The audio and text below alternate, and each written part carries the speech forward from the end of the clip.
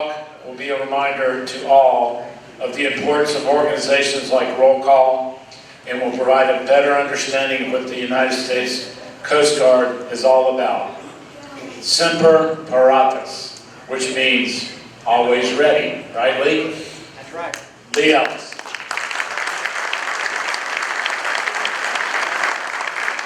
Thank you, Steve. Well, I can't tell you what an incredible honor it is to be here today to tell you guys about the United States Coast Guard. And just to be sure you guys heard that, United States Coast Guard. Everybody's heard of us, right? Yeah. Okay. We have a flag too. It's right over here. It's always up here, and it is an old and grand service for sure. And we have some nicknames as well that I wanted to talk about. We're talked about as being puddle jumpers and shallow water sailors. I don't know if y'all ever heard of that, but one thing I like to do with my Navy friends is tell them that, well, if our ships ever sink, we just step out of the boat and walk back to the dock. Everything is good. So I am known as the Coast Guard guy around here, and I pretty much sit over here at this table month after month, lonely, by myself. I've got a few friends, Jack Dye being one of them, World War II veteran. And one fun thing, and several of y'all have mentioned this today, which is funny, that I thought I was the only one that kind of noticed this, but whenever they play our service songs, which happens every now and then, everybody stands up, and this is a big deal, and everybody sings their songs, and then they play the Coast Guard song. And then I stand up by myself, and I just kind of tip my hat, smile, sit back down, mind my own business, and carry on with the show.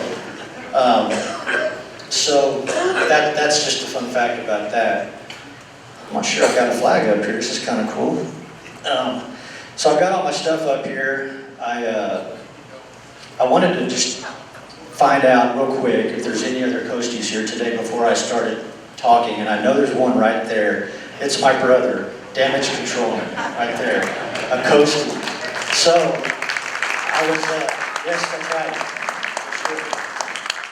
I was concerned that if there was someone here that, as I cover 230 some odd years of history, that if I got something wrong, he'd call me out on it, but I know he'll give me some grace because I want to make it sound really good. And that I'm not so lonely either, so that's a good thing. So, as you can probably already tell, I'm not a public speaker. I'm trying really hard to keep this microphone right up here so you can hear me because my voice doesn't travel very well. And I was going to recruit or need some help from you guys. And the first person I wanted to ask for help from is sitting right over here in the red shirt, Don. We know each other. You've spoken at one of my business functions before, and I know that if I start to fade off like this, I need you to yell at me and tell me you can't hear me, in your Marine Corps kind of way. So, can you do that for me? All right. Hope you do that. I've already seen a few fingers go up, like speak up. And I was going to also ask Belgium Bob, who's usually right here, he's not here today, that if I start to get boring, that he would stand up and keep this thing going and make it more exciting. So, before we get going, I've got a couple quick things I wanted to talk about before we talk about the Coast Guard. So, up on the screen is my family, part of my family, that has served our country. That's not all of them. I've got a brother that was in the Marine Corps. I've got a cousin that was in the Army in Vietnam. My wife's got relatives that fought at Gallipoli in World War I in the British Army, World War II British Army, World War II RAF, Lancaster pilot. So there's a lot of service going on in my family, but it's not unlike all of your families. Everybody serves, whether you're in the military, you're a first responder, you're a volunteer, you're a mom and dad, whoever you are. If you're an American, you serve your country. That's just the way it works. And just to give you a little snapshot of some of the people that have been influential in my family, on the left is my great-great-grandfather, who was Army Captain Daniel Ellis in the Civil War, and he loved his country, and we even have the same nose, if you kind of look at that. It's kind of cool. And that's me over there, by the way. I'll talk about that in a second. So in the middle is my grandfather, who Steve mentioned was in the Army a really long time. his hash marks on his sleeve, just they had to put an extension on his coat or something because it was incredible. And he served a very, very long time through both World Wars and all the ones that were up until the 50s. And he was my inspiration. He was larger than life when I grew up. He was the epitome of the greatest generation to me. And just being around him, he just put off an aura of a spiritual kind of American, patriotic, God-loving, this is how you live life kind of thing. This is how you do it. So this picture of him he's in his 30s in this picture. It's between the two big wars. And he looks kind of like me, actually. We're both pretty handsome if you look up there.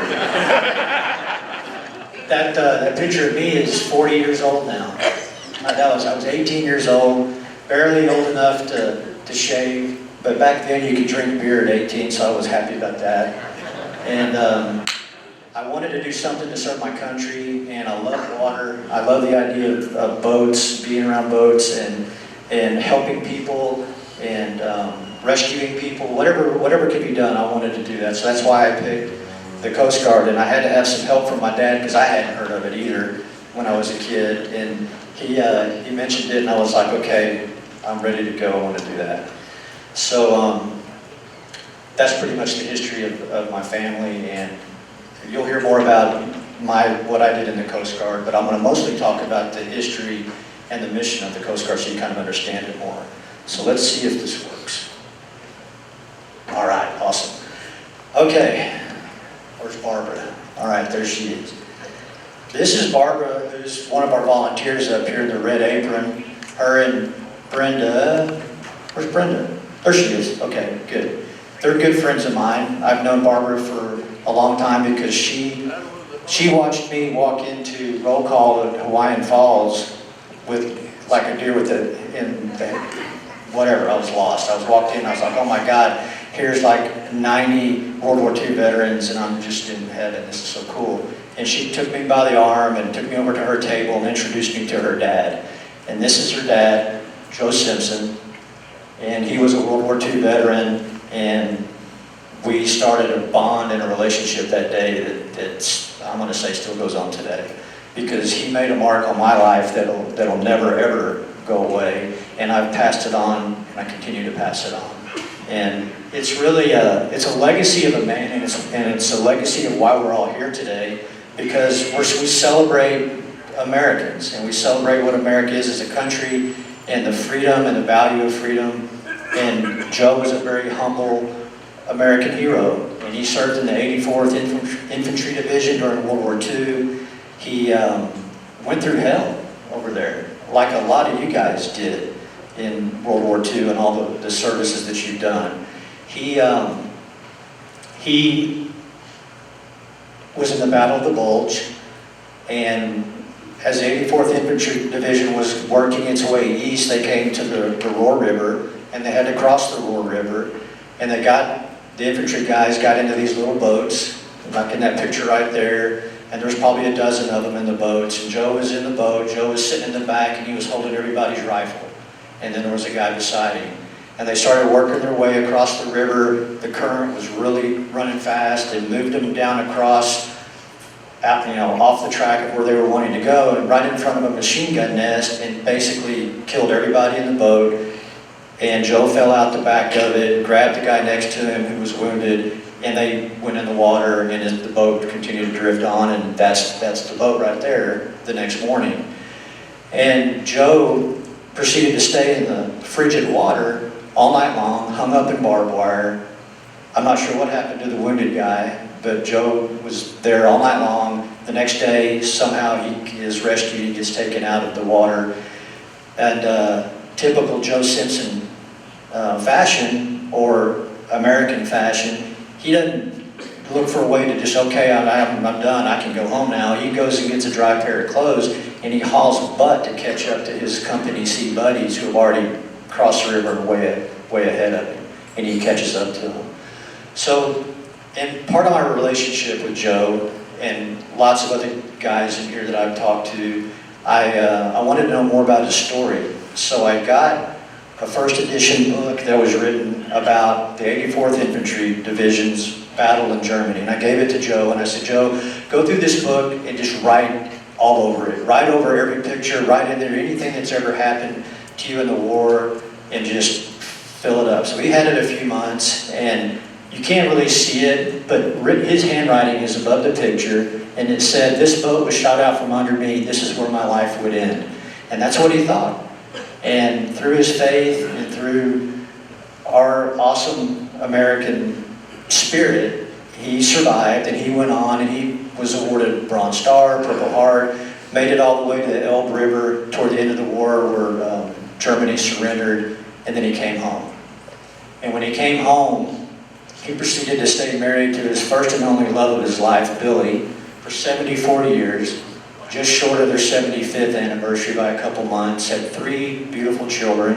One of them is right up there, who I love dearly. And I didn't think this was going to happen. Here it is. The legacy this one guy started has continued on to today, right here in Roll Call, because he was one of the founding members of Roll Call. June of 2014 is when Roll Call started. He was one of the first guys there, and so was Jack Dye, sitting right over there. And there might be some other guys here. If you are, raise your hand, that were in those first few meetings. But that's why we're here today. That's where Roll Call was born, through Joe, through Jack, and some other guys. And beautiful man, beautiful family. And one thing, and as I prepare to do this, it's just really, it makes me fragile, as my wife would say, emotionally. So I have Joe's dog tags right here. The family gave them to me after Joe passed away. I'd gotten so close to him, they asked me to do, or to speak at his funeral. And Buster and I spoke at Jack's funeral, or Joe's funeral, sorry. And after the funeral, we continued to talk and visit, and they gave me his dog tags. And I just looked at these things and couldn't believe it. And just as I hold them, I think about them being around his neck in that river, you know, so many years ago, and what these mean, and the legacy that this is a representation of. So I wanted to take a minute before I started talking about the Coast Guard and talk about why we're all here today, how important Roll Call is to this community and to the legacy of what we all believe in and what we're all about. So that was exhausting doing that. That was emotional. Thank you.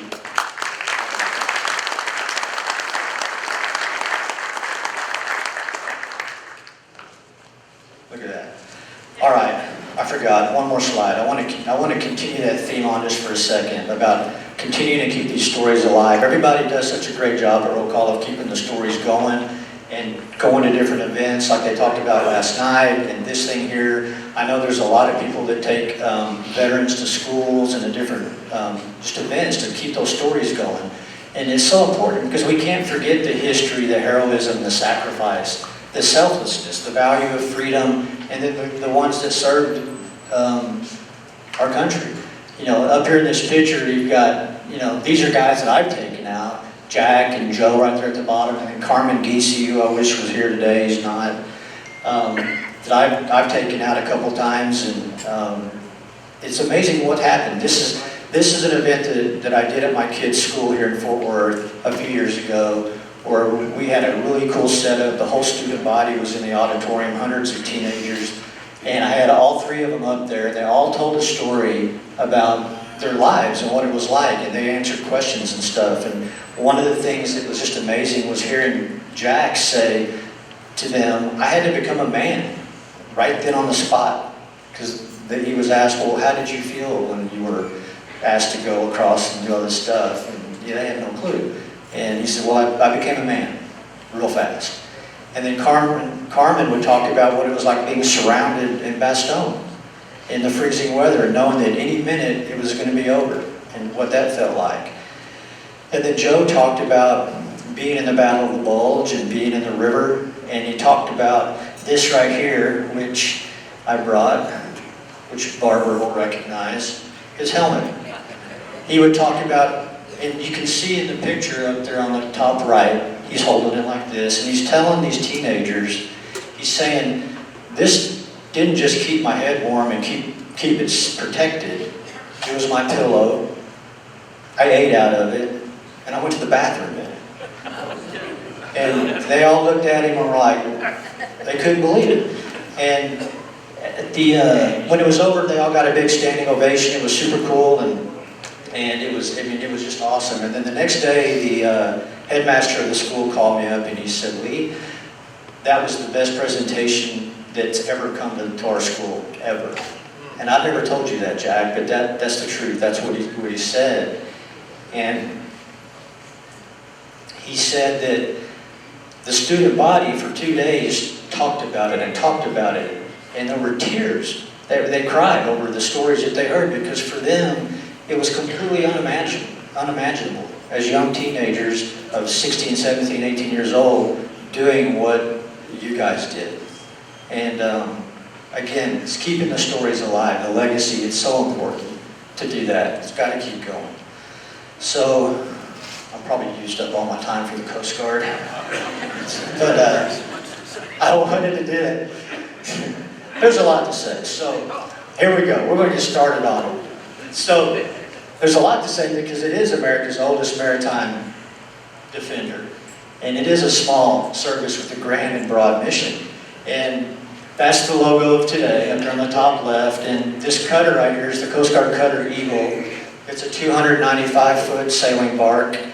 And one fun fact about the Coast Guard Cutter Eagle is back in 1945, at the end of World War II, the Coast Guard, which was over there, which I'll tell you about that in a minute, they decided they wanted it. So they went over to Nazi Germany, guys, and said, okay, we're taking it. And they took it as a war prize, sold it back over to the U.S., painted it white, and now it's in the academy. And instead of training German Academy sailors, it trains American Academy sailors.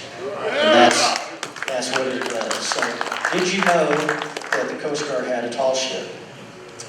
I bet you did. Or some of you did. Okay, so now we're going to have to go back to the black and white era for a minute, because I've got to go way back and bring this to current time. I've got 230 some odd years to cover in 5 minutes or something. So, at the end of the Revolutionary War, America was broke. We didn't have any money. We just started our government. Congress was just kind of getting going, and we were trying to figure out what to do.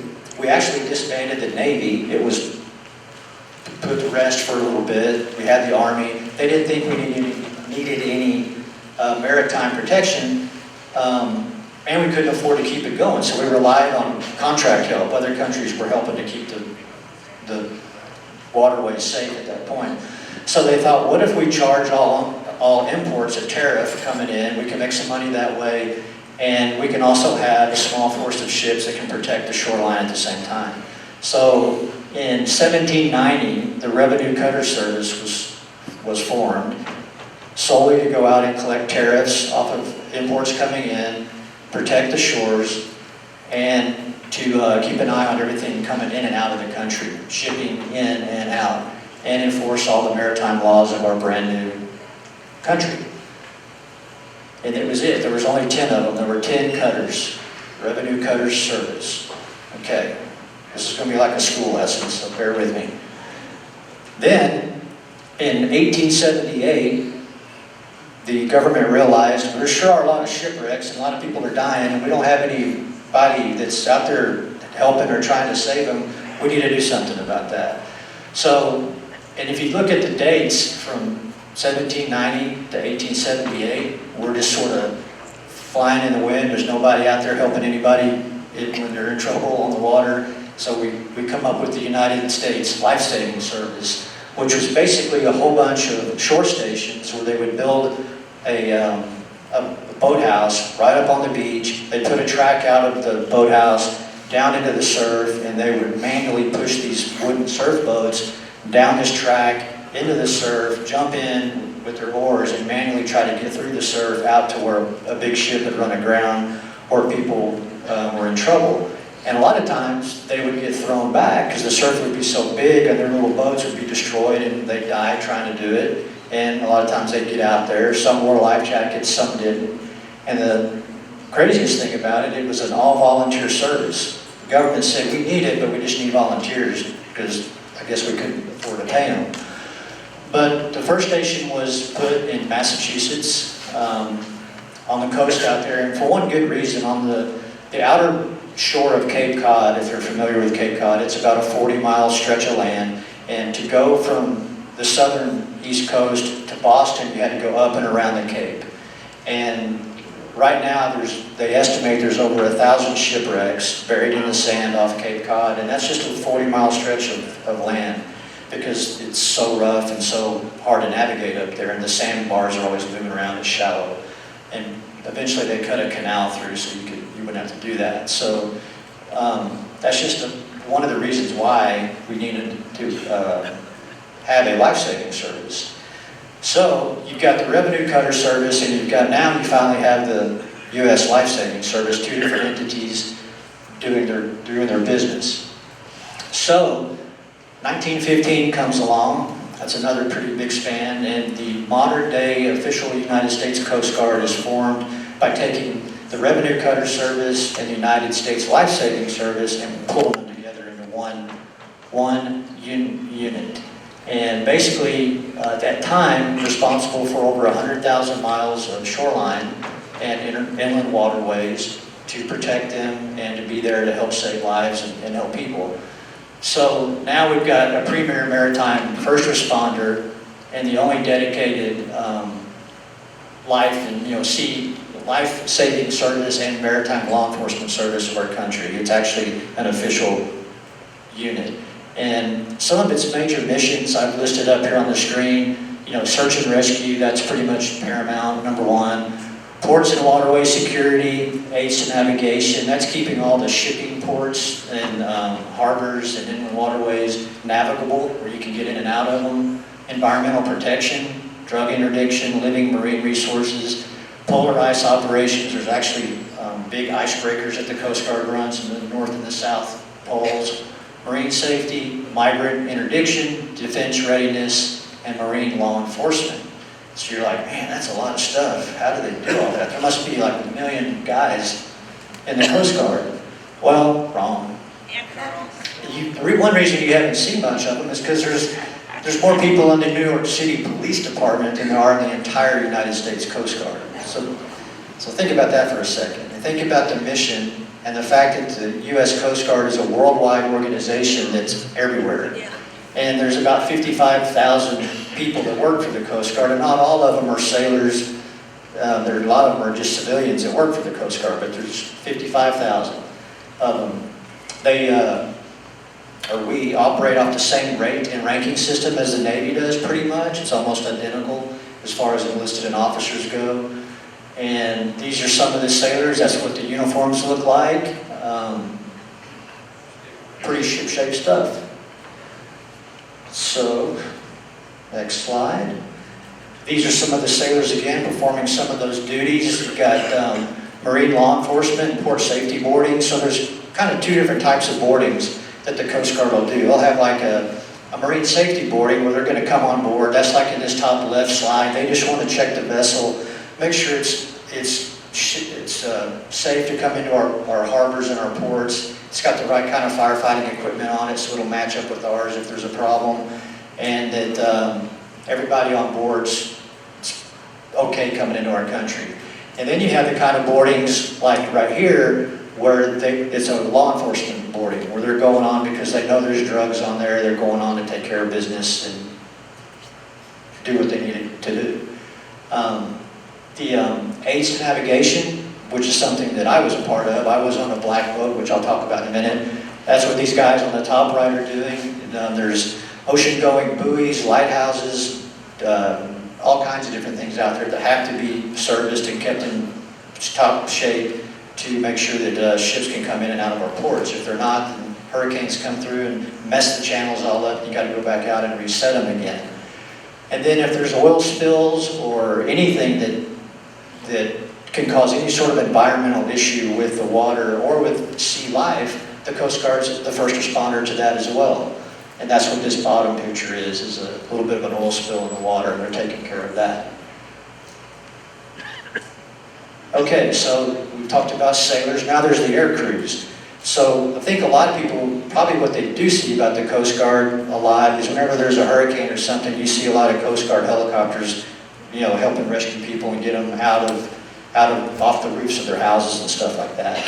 So you've got about 12 different types of aircraft in the Coast Guard, from fixed wing to rotary wing to different types of helicopters for different missions. Search and rescue, airlift, supply, and one thing about the air crews is the rescue swimmer. He's a very interesting he or she. There's actually, I think, 3 or 4 women rescue swimmers. It's actually the most dangerous job in the Coast Guard that's not a combat type of job, because they jump out of these helicopters into all kinds of crazy conditions, and they have to swim into burning ships, sinking ships. They even go underwater sometimes into obstacles that are underwater where people are trapped, and they go in there and they save your butt and they bring you back out to a basket or a harness and have you hauled up out of there. But while they're doing this, they always have this clock in their head going, I got to hurry up and get this done because my helo is going to run out of gas sooner, and I got to find them, get them out of here, and get them hauled back up. So that's one of the things that you hear about the most and see the most, I think, with the Coast Guard is the rescue swimmer and helicopters and airplane operations. Now look at that fleet. Did you know we had this giant fleet of ships? And they're pretty too. So you got cutters, and the word cutter, by the way, came from the Revenue Cutter Service because the cutter was a boat that could go really fast in the shallow water. So they kind of carried that on into modern day Coast Guard vernacular, and they used the word cutter to describe anything that's, I think it's over 100 foot, they call it a cutter. So there's 243 cutters in our service. There's over 1,600 other boats of various shapes and sizes for different missions. But you've got the white boats, which are basically for search and rescue and law enforcement. My friend over here was on, I believe, a 378-foot white boat, right? Hamilton class, right. This is what took the place of it, and I think it's the Legend class, but I'm not 100% sure, but it's brand new, this one, 750. So white boats are for search and rescue, law enforcement. Your black boats, which is what I spent most of my time on, or working boats, they call them, because we serviced states to navigation and we worked our butts off and did manual labor. We just didn't sail around looking for drug dealers and stuff like that. We did that, but it was not our primary job. Red boats or icebreakers. The Coast Guard has 2 or 3 400-foot icebreakers that keep the waterways open on the north and south end of the world. And then you've got these boats that are kind of painted gray a little bit, and they're more designed for doing patrols and law enforcement. And I'm gonna show you a video later at the very end, which we're getting close to, about this top right-hand boat over here. There's been quite a few boats like this over the last 100 years, but this is the newest version. It just came out. It's 47 feet long. It's designed to go into the surf, 20-foot waves, hurricane force winds, to go in and rescue people that are stuck in the surf. And it's designed to also roll upside down and rewrite itself in 10 seconds and still keep running. Wow. And you're probably thinking, what about the dudes on top? What happens to them? And in the olden days, you'll remember, there was a 44-footer that was designed to do this. The coxswain, the driver, was in an outside compartment with the shield in front of him, and he was strapped into his chair, and whoever else was on deck, if they weren't tied to something or holding on in the boat rolled, they would probably get washed off. So they would have to go below decks if it was a potential of that. But the coxswain couldn't. He wore a helmet and a suit, and he sat in his chair, the steering wheel in front of him, totally wide open to the back, and his instructions were if he rolled, he had to hold his breath. And just pray like hell that his 44-foot boat would come back up. And it wouldn't like turn and hit the bottom and get stuck. So This is a different boat. It can be driven from 4 different places, fly-by-wire technology. It's fast, and I can't wait to show you a picture of it or a video of it later, because you're all going to want to go enlist in the Coast Guard when we get to that place. So, there's a lot on this slide right here, because this goes back to my love of history and my love of World War II. And in times of war, where's the Coast Guard? Or where's the Coast Guard in general? Well, first off, the Coast Guard is worldwide. Wherever the Navy is, the Coast Guard is there. Always has been, always will be. So, that's ever since the Constitution was written. That's just been the way it's been. So, one fun fact, lots of fun facts on here. Over here on the left, and I've been to this museum and I've seen this ship, the Coast Guard cutter Taney. It's a 327-foot cutter that is known as the last warship still floating that was at Pearl Harbor. And my friend down here was there, and that ship was there. And that's pretty crazy to think about that. It also went on to be a combat control ship at the Battle of Okinawa, where Jack was. So Jack, you might have seen this ship painted gray there, possibly. And it even fought in the Vietnam War. And then they finally decommissioned it in '86, and now it's a floating museum. So during World War II, on D-Day, for example, the Coast Guard had their own ships in the D-Day Armada. 5 attack transports, 11 landing ship tanks, 24 infantry landing craft, and many of the Higgin boats were operated and driven by Coast Guardsmen, wearing what looked like Navy uniforms, but they were really Coast Guard uniforms. And you can see one of them out in the trailer out there before you go. Be sure to look at it. Did you know that Coast Guard officers can qualify and serve on Navy SEAL teams? And they do. There's Coasties on Navy SEAL teams today that go out and do what Navy SEAL teams do. The Coast Guard also has a deployable special operations group that goes anywhere in the world, like a SEAL team would go or a special ops group would go. And they do things like piracy interdiction. They work with the Navy and the SEALs to do what they do. But there is a part of the Coast Guard that is designed just to do that. That's the uniform right there. That's kind of what it looks like. The only difference you can really tell from a World War II Navy guy is there's the Coast Guard guy has a little shield on his sleeve, and his hat says Coast Guard, not Navy on it. But they serve shoulder to shoulder in all the conflicts. And you've probably recognized this picture up here. It's probably, if not the most famous, one of the most famous photographs of D-Day, the landing, and it was officially titled Taxis to Hell and Back into the Jaws of Death, Omaha Beach. Who do you think took that photograph? A Coast Guard guy did. A chief Coast Guard petty officer who was a photographer took that photo. So, what I wanted to do here at the end is just remind you guys, don't forget about the Coast Guard. It's always been there. It's always going to be there. It's always been there. It's been proven by history. The motto is Semper Paratus, always ready. They're always ready. And those guys look pretty cool, in my opinion. They're pretty awesome. So, I don't know how I did on time, but I'm finished, officially. We're going to play a video, and when it's over, we're done. So God bless everybody here. I love all of you.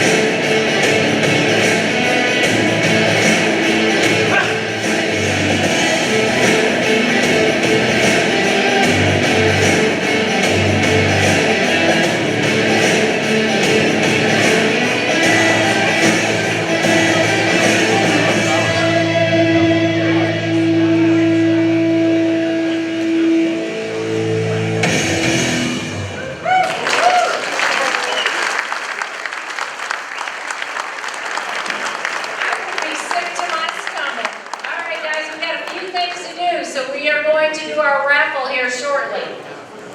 Just, what a great talk. Was that interesting or what? I don't know about y'all, but a lot of when we saw the Coast Guard's guy is going to talk, oh man, but what a fantastic history and a great presentation. And I tell you, I don't know about y'all, but the first part of that talk, when he talked about the World War II guys and all the veterans and heroes, Lee put into words what a lot of us feel about those guys, and that was really great. But on behalf of Roll Call, just as a show of appreciation, we've got Lee a Coast Guard flag